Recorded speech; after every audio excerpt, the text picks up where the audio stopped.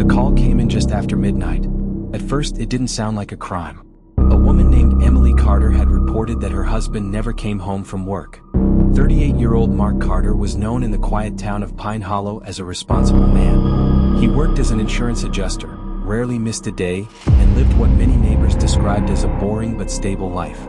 But that night, something felt wrong. Emily told police Mark had left work around 6 p.m. His phone suddenly went straight to voicemail around 7:30. By 10 p.m. she said she knew something had happened. Her voice trembled during the 911 call. "He always tells me where he is. He would never disappear like this." Police treated the case as a missing person investigation at first, but Detective Laura Bennett, a veteran investigator who had spent over 20 years studying the psychology of crime, noticed something subtle when she first met Emily. She wasn't crying. Not really. Her eyes were dry, her voice calm, almost rehearsed. Most people in genuine panic speak in fragments. Emily spoke in perfectly structured sentences. And sometimes, the absence of emotion can be just as revealing as the presence of it. Still, suspicion alone means nothing in a courtroom. Investigators needed facts. They began with the obvious. Mark's workplace confirmed he had left the office that evening. Surveillance footage showed him walking to his car alone at 6:12 p.m. Then, nothing. No credit card activity. No phone calls. No GPS signals from his vehicle. It was as if he had simply vanished. But detectives knew something most people didn't. People rarely vanish. Someone usually makes them disappear. 2 days later, Mark's car was discovered abandoned along a quiet stretch of highway just outside Pine Hollow. The doors were locked. There were no visible signs of violence. But inside the vehicle, investigators noticed something strange. The driver's seat was pushed unusually far forward. Mark was over 6 feet tall. No one that height would drive comfortably with the seat position like that, which meant someone else had been behind the wheel. The question was simple. Detectives began reconstructing the timeline again. And when they returned to Emily's house for a second interview, they noticed something so small that most people would never have seen it. On the kitchen counter sat a tiny piece of blue fabric. It looked like lint, barely noticeable. But Detective Bennett had spent decades studying crime scenes, and experience had taught her that the smallest clues often tell the biggest stories. The fabric didn't belong to anything in the kitchen, so forensic technicians bagged it. At the time, it seemed almost pointless. But 3 days later, the lab called back with surprising results. The fibers matched automotive carpet lining. More specifically, the lining from the trunk of a mid-sized sedan. And there was only one car connected to the case. Mark Carter's. Suddenly the question changed. If the fiber from Mark's trunk was inside Emily's kitchen, how did it get there? Detectives returned to the Carter house once more. This time they conducted a full forensic sweep. And that's when the invisible began to appear. Using luminol testing, investigators sprayed the kitchen floor. For several seconds, nothing happened. Then the room began to glow. Faint blue streaks lit up the tiles like ghostly fingerprints. Blood. A lot of it. Someone had tried to clean it. But blood has a way of telling the truth even when people try to erase it. The pattern of the stains revealed something disturbing. A violent struggle had taken place near the kitchen island. The trail then continued across the floor, toward the garage, toward where Mark's car would have been parked. Detectives now knew this wasn't a disappearance. It was a homicide, but they still needed proof. When Emily returned home that evening, detectives were waiting. They calmly explained what they had found. At first she looked shocked, then confused, then defensive. "I don't know anything about blood," she said quickly. "Maybe Mark cut himself." But Detective Bennett had been watching her carefully the entire time. People under stress often reveal their secrets through behavior. Micro-expressions. Tiny flickers of emotion that escape before the mind can control them. And when Bennett mentioned the fiber from the trunk, Emily's face changed. Just for half a second. But that half second was enough. Investigators began examining the car more closely. Inside the trunk, they discovered faint traces of blood hidden beneath the carpet lining. Then something even more disturbing. A small dent in the metal interior wall of the trunk, consistent with someone striking it from inside, which meant Mark may have still been alive when he was placed there. The case had suddenly turned far darker than anyone imagined. Detectives applied pressure during the next interrogation. Emily's story began to crack, slowly at first, then all at once. Finally she broke. Through tears she confessed, but the truth she revealed shocked even seasoned investigators. Emily hadn't acted alone. For nearly a year, she had been secretly involved with a coworker named Jason Mills. Their relationship had started quietly. Lunch breaks, private messages, late-night phone calls. But eventually their conversations turned darker. They began imagining a life together. A life where Mark wasn't part of the picture. At first it was just fantasy. Until one night, Jason suggested something else. A solution. The plan seemed simple. Jason would come to the house while Mark was at work. They would stage a robbery. But when Mark unexpectedly returned home early, everything spiraled out of control. A violent confrontation erupted in the kitchen. Jason struck Mark with a heavy glass bottle. The blow fractured his skull. Panicking, they placed Mark in the trunk of his own car and drove out into the darkness. They told themselves he was already dead. But that dent inside the trunk suggested something terrifying. He might not have been. They buried him in a shallow grave deep in the woods, then abandoned the car along the highway. And they almost got away with it. Almost. Because of one tiny detail. The small piece of trunk lining fiber that clung to Jason's jacket when he carried Mark through the garage, and later fell onto Emily's kitchen counter. A clue so small it looked like dust, but strong enough to unravel an entire murder. Police arrested Jason Mills 2 days later. But what detectives discovered during his interrogation changed the case completely. Because Jason revealed something no one had expected. The plan to kill Mark hadn't been his idea. It had been Emily's. And according to Jason, there was one more secret. One more piece of the story that detectives still didn't know. A secret hidden somewhere inside Mark Carter's phone records. A secret that suggested Mark might have known about the plan long before the night he died. And if that was true, then the events of that night weren't just murder. They might have been something far more twisted.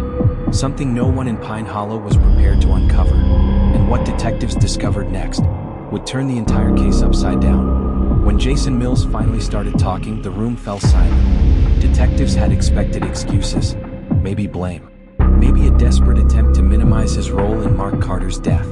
But instead, Jason said something that changed the entire direction of the investigation. Mark Carter, according to him, knew. Detective Laura Bennett leaned forward across the interrogation table, studying Jason's face carefully. In her 22 years of investigating violent crimes, she had learned a painful truth about human behavior. When people lie, they often talk too much. But when they tell the truth, they usually say just enough. "What do you mean he knew?" Bennett asked calmly. Jason rubbed his hands together nervously. "I mean, he knew about us. Me and Emily." Detectives had already suspected that Mark may have discovered the affair at some point. That alone wouldn't be surprising. But Jason shook his head. "No, you don't understand," he said quietly. He knew about the plan. For a moment, no one in the room spoke. Because if that was true, it meant something deeply disturbing. It meant Mark Carter might have known someone was planning to kill him. And yet, he still walked into that house that night. Detectives immediately pulled Mark's phone records again. The first review had shown nothing unusual, just normal activity. Work emails, calls with coworkers, a few messages to Emily. But this time investigators looked deeper, much deeper. They analyzed deleted data, encrypted backups, app activity that most people don't even realize their phone's record. And that's when they found it. A folder buried deep in Mark's cloud storage account. Inside were dozens of screenshots. Screenshots of text messages. Messages between Emily and Jason. Detectives stared at the images in disbelief. Because Mark had been secretly collecting evidence of the affair for months.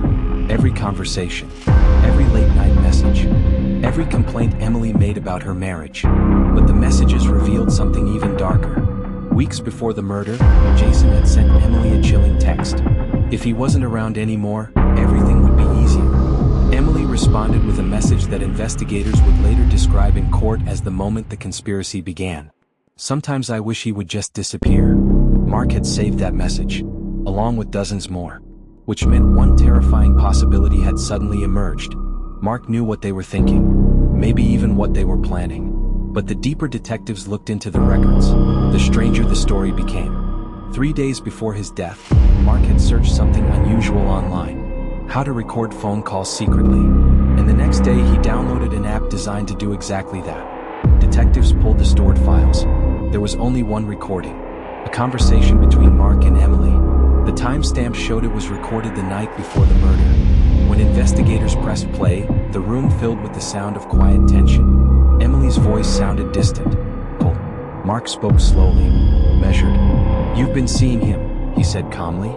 There was a long silence. Then Emily whispered something chilling. "I didn't want you to find out like this." The conversation lasted nearly 12 minutes. But one moment stood out more than anything else. Near the end of the recording, Mark said something that made every detective in the room exchange glances. "If you think killing me will fix your life, you're making a mistake." For several seconds, Emily didn't respond. Then she said 4 words. Words that would haunt investigators long after the case ended. "You don't understand, Mark." The recording ended abruptly after that. Detectives sat back in their chairs. The psychological picture was beginning to form. Mark Carter had realized his wife might be planning something dangerous. Instead of leaving, instead of confronting her publicly, he had started quietly documenting everything, almost as if he believed the truth would eventually come out. But that raised a disturbing question. If Mark knew the danger he was in, why did he come home that night? Why walk directly into the house where his killers were waiting? Detectives brought Emily back in for another interrogation. This time they played the recording. For the first time since the investigation began, Emily's calm demeanor shattered. Her breathing quickened. Tears filled her eyes. "You weren't supposed to find that," she whispered. Detective Bennett leaned forward. "Then tell us the rest of the story." Emily hesitated, then finally spoke, and what she revealed shocked everyone. Because according to Emily, the confrontation that night didn't begin the way investigators believed. Mark hadn't walked into the house unaware. He had walked in prepared. When he stepped into the kitchen, he immediately told them he knew everything. The affair, the messages, even the conversations about getting rid of him. At first Jason denied it, but Mark simply smiled. Then he told them something that terrified both of them. "I've already sent copies of everything to someone I trust," Mark said. "If anything happens to me, the police will know exactly who to look at." Emily said. The room went silent. For several seconds no one moved. Then Jason panicked. He grabbed the bottle from the counter, and everything exploded into violence. But as detectives listened to Emily describe that moment, Bennett noticed something strange. Emily kept repeating the same phrase. "He forced us." At first it sounded like justification, but then Emily said something that stopped the interrogation cold. "You don't understand," she said quietly. "He planned it." Detectives stared at her. "What do you mean?" Emily's voice trembled. "That night, Mark wasn't trying to stop us." She swallowed hard. "He was trying to trap us." According to Emily, Mark had been secretly building a case against them for weeks, not just to expose the affair, but to push them into doing something irreversible, something that would guarantee they were caught. In other words, Mark Carter may have intentionally walked into the most dangerous situation imaginable, because he believed he could control the outcome. But Detective Bennett knew something about human psychology. Plans fall apart, especially when fear takes over. And as investigators examined the evidence again, a terrifying new possibility began to emerge. Because the dent inside the trunk, the one suggesting Mark may have still been alive, didn't match Emily's timeline, which meant something investigators had assumed might not be true. Mark Carter might not have died in the kitchen. He might not have died in the trunk. And the final place where his life ended might be somewhere no one had looked yet. But the most chilling discovery came later that night, when detectives finally accessed Mark's laptop. Inside a hidden folder, they found a video file recorded just hours before his death. A video that suggested Mark Carter knew something even darker was coming. And whatever was inside that recording was about to change the entire case once again.